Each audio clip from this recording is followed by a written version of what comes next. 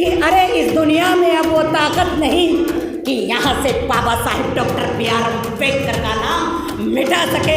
इन मनवादियों में वो ताकत नहीं कि इस भारत के अंदर से Baba Saheb doctor B are Ambedkar का नाम मिटा सके। और वो दूसरी बात ये भी कहते थे कि अगर आज यहाँ पर बाबा साहेब का लिखा हुआ ये भारतीय संविधान ना होता तो जब इस देश की पहली पीएम कौन बनी, पहली पीएम महिला श्रीमती इंदिरा गांधी जी, तो इंदिरा गांधी जी को क्या करना पड़ता अगर इस देश के अंदर बाबा साहेब का लिखा हुआ संविधान न होता तो इंदिरा गांधी को भी गांधी के अनुसार लंगोटी धारण करके झंडा देश का फहराना पड़ता, क्योंकि यहाँ वर्णवाद ने उन्हें साड़ी पहनने का अधिकार नहीं दिया। अरे वो नीचे तक साड़ी पहनकर अगर आज इस देश के अंदर झंडा फहराने का काम कर रही है, अपने बदन को पूरा ढककर ये झंडा फहराने का जो काम कर रही है, वो इस देश की पीएम बनी है, तो ये केवल Baba Saheb doctor B are Ambedkar की देन बनी है। बाकी किसी में दम नहीं कि कोई इस देश की महिलाओं को ये मान सम्मान।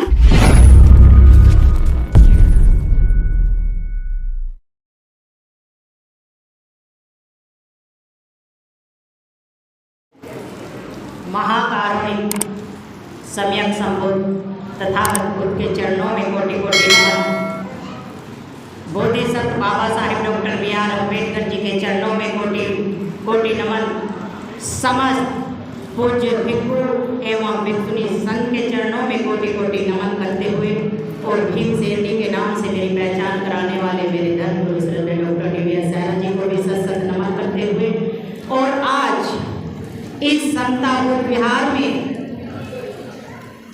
जिनका इस समाज में बहुत ही महत्वपूर्ण योगदान रहा, बोधाचार्य शांति स्वरूप जी के चरणों में कोटि कोटि नमन करते हुए जिन्होंने आज ये प्रोग्राम रखा है, उनके समस्त परिवार को नमन वंदन करते हुए और मुझे यहाँ टाइम देने के लिए भाई सुधीर भास्कर जी को बहुत बहुत धन्यवाद देते हुए कि मैं यहाँ जब भी आती हूँ वो चाहे कम टाइम मिले या ज़्यादा, लेकिन वो टाइम देते हैं तो मैं इन्हें नमन करते हुए और हमारे बुजुर्ग अंकल जी बैठे हैं जो इस बुद्ध विहार की बहुत वर्षों से सेवा कर रहे हैं, मैं इन्हें बार बार कोटि कोटि नमन करती हूँ। और जहाँ तक भी मेरी आवाज़ आ रही है सभी को राखी रावण का नमो बुद्धाय जय भीम।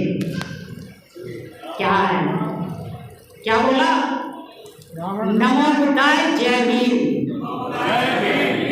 किसका? रावण का। भूख लगी है क्या? अब भाई जी ने बोला कि टाइम कम लेना, मैं क्या करूँ जब ये जय भीम ही ना बोले, तो टाइम तो लगेगा ना। जब तक ये जय भीम ना बोलेंगे तो बात कैसे आगे बढ़ेगी? जय भीम तो आपको पहले बोलना ही पड़ेगा, उसके बाद खाने की बात बाद में होगी। इसलिए पहले सब हाथ ऊपर करके बोल दो। बहुत देर से हाथ नीचे करके बैठे हो, जोर से बोलो जय भीम। जिनके हाथ नीचे एक बार फिर ऊपर करके बोलो जय भीम। बहुत बहुत धन्यवाद, बहुत बहुत साधुवाद। आज हम बोधाचार्य शांति स्वरूप जी को यहाँ आदरांजलि देने के लिए सब इकट्ठा हुए हैं। उनका जो व्यक्तित्व है, उनके जो विचार हैं, वो समाज में ऐसे विचार रहे या उनका जो रास्ता रहा वो ऐसा रास्ता रहा जिस रास्ते पर चलकर मैं तो ये कहती हूँ कि हजारों लोगों ने नहीं, लाखों लोगों ने अपने जीवन का उद्धार किया।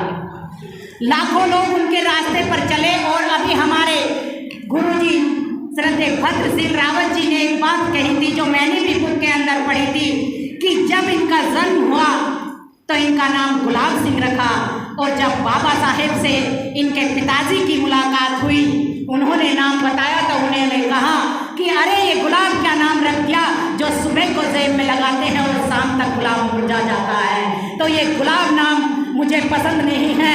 तब बाबा साहेब के कहे अनुसार इनका नाम शांति स्वरूप रखा है।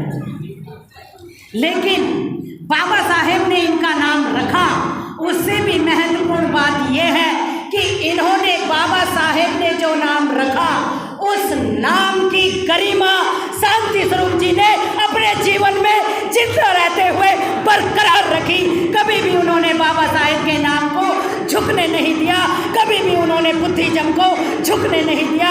उन्होंने न जाने ऐसे कितने लोग पैदा कर दिए, ऐसे न जाने कितने मिशन के सिपाही पैदा कर दिए कि जो उनके जाने के बाद भी इस मिशन को आगे लेकर जाएंगे। और एक कहावत है कि या तो तुम दुनिया में ऐसा कर जाओ कि लोग तुम्हारे बारे में कुछ लिख सकें, या फिर तुम ऐसा लिख जाओ जो लोग जाने के बाद तुम्हारे लिखे को पढ़ सकें। ऐसी ही मिसाल हमारे मार्गदाता शांति स्वरूप बहुत जी रहे हैं। अरे वो ऐसा काम करके चले गए कि उनके रास्ते पर चलने के लिए आज ये यूथ फॉर बुद्धिस्ट इंडिया नहीं, पूरे बुद्धिज्म के नौजवान तैयार रहते हैं। और वो उनके बारे में लिखने की बात ये है कि वो ऐसा लिख कर भी चले गए कि जिसका लिखे को पढ़कर वो एक चित्रकार थे, एक लेखक थे। जब जब हम उन्हें पढ़ते थे तो उनके शब्दों में वो सरलता मिलती है। आज भी जब उनकी छोटी छोटी बुक आप पढ़ोगे तो उन्होंने ऐसे सरल शब्दों में वो भाषा लिखी है कि अगर कोई कम पढ़ा लिखा व्यक्ति होगा तो वो भी उस बुक को आसानी से समझ लेगा, उनके लिखे हुए को सही से समझ लेगा। तो यही काम हम सबको भी करना है, क्योंकि अगर हमने कठोर शब्दों का प्रयोग किया तो किताबों के अंदर ना तो वो किसी को सही से समझ आएंगे, और वो सब समझ नहीं आएंगे तो वो उस रास्ते पर चल भी नहीं पाएंगे। जब शांत जी भाषण देते थे तो आप सब ने देखा होगा कि लोग दूर दूर से आकर उन्हें देखने के लिए ये खड़े होते थे, अरे अब शांत जी कैसे बोलेंगे, चाहे वो बोले कुछ भी। लेकिन लोगों के दिमाग में एक बात रहती थी कि अब शांत जी मंच के ऊपर हैं तो अब देखना कि वो कैसे बोलेंगे। और उनका जो बोलने का स्टाइल था वो अलग ही महत्व रखता था। आज भी जब उनकी छवि सामने आती है तो मुझे मंच पर वही छवि आज भी दिखाई देती है।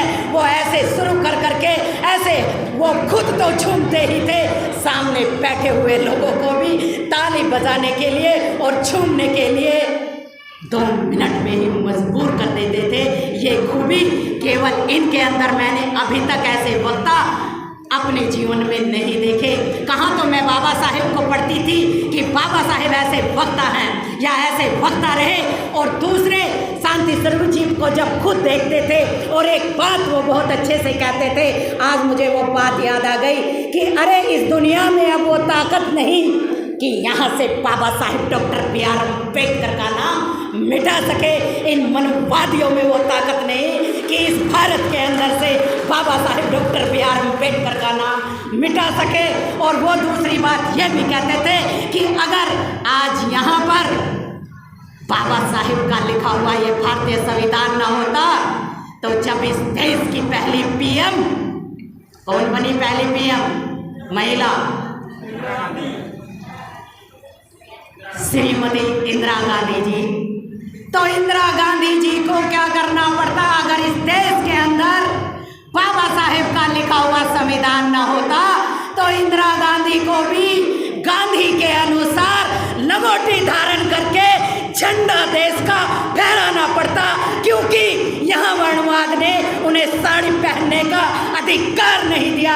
अरे वो नीचे तक साड़ी पहनकर अगर आज इस देश के अंदर झंडा फहराने का काम कर रही हैं, अपने बदन को पूरा ढककर ये झंडा फहराने का जो काम कर रही हैं, वो इस देश की PM बनी है, तो ये केवल बाबा साहेब डॉक्टर B.R. अम्बेडकर की देन बनी है।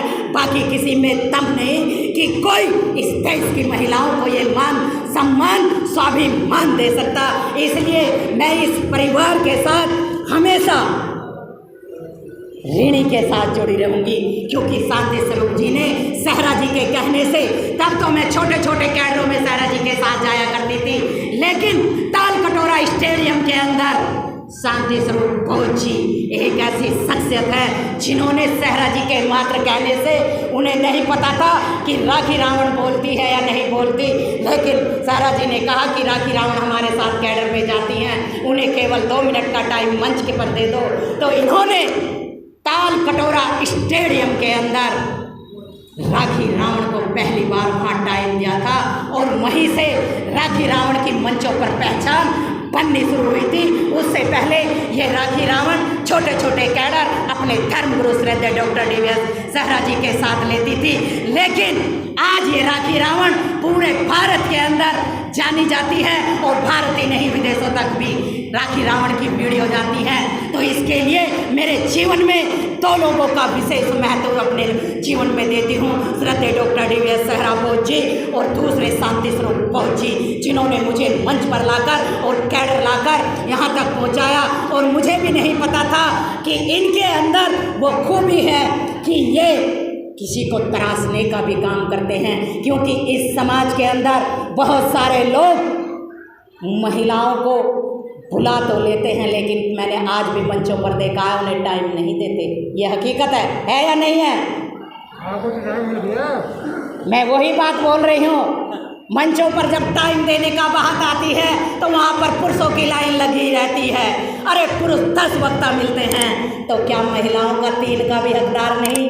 बोलो, अरे बोलो ना। अगर 10 वक्ता पुरुष हैं तो वहाँ क्या 3 महिला वक्ता नहीं? तो इसलिए राखी रावण तो ये कहती है कि जब बाबा साहेब ने भारत के संविधान में हमें बराबर का सम्मान हक दिया है, तो मेरे समाज के भाइयों, तुम भी महिलाओं को बराबर का दर्जा दे दिया करो। अगर 5 पुरुष वक्ता हैं तो कम से कम 2-3 महिला वक्ता भी रख लिया करो। अरे आंदोलन में यही काम आएंगी, हर जगह आंदोलन को यही जितवाएंगी। महिलाओं के बिना तुम कोई भी आंदोलन जीत नहीं सकते। जीत पाओगे क्या? जीत पाओगे क्या? नहीं जीत पाओगे। इसलिए मुझे यहाँ पर टाइम दिया। मैं आप सबका आभार व्यक्त करते हुए, विशेष रूप से इस मंच का आभार व्यक्त करते हुए और इनके परिवार की हमेशा अपने आप को ऋणी समझते हुए श्रद्धेय बोधाचार्य शांति स्वरूप जी का मैं सम्मान करती थी, करती हूँ और करती रहूँगी जब तक मेरी जान में जान है। मैं इनका नाम लेते हुए बाबा साहेब के बताए रास्ते पर चलती रहूँगी। Thank you very much. एक बार फिर सभी को नमो बुद्धाय। अरे बोलो, इसलिए तो टाइम ना देते हो महिलाओं को। जय भीम। भूख लगी है, जोर से बोलो। और एक नारा बोधाचार्य शांति स्वरूप जी के लिए लगा दो, क्योंकि वो भी इस दुनिया में अमर हैं। वो काम ऐसे कर गए हैं कि ये बहुजन समाज उन्हें कभी भूल नहीं पाएगा। तो पहला नारा बाबा साहेब के लिए, बाबा साहेब डॉक्टर BR अम्बेडकर।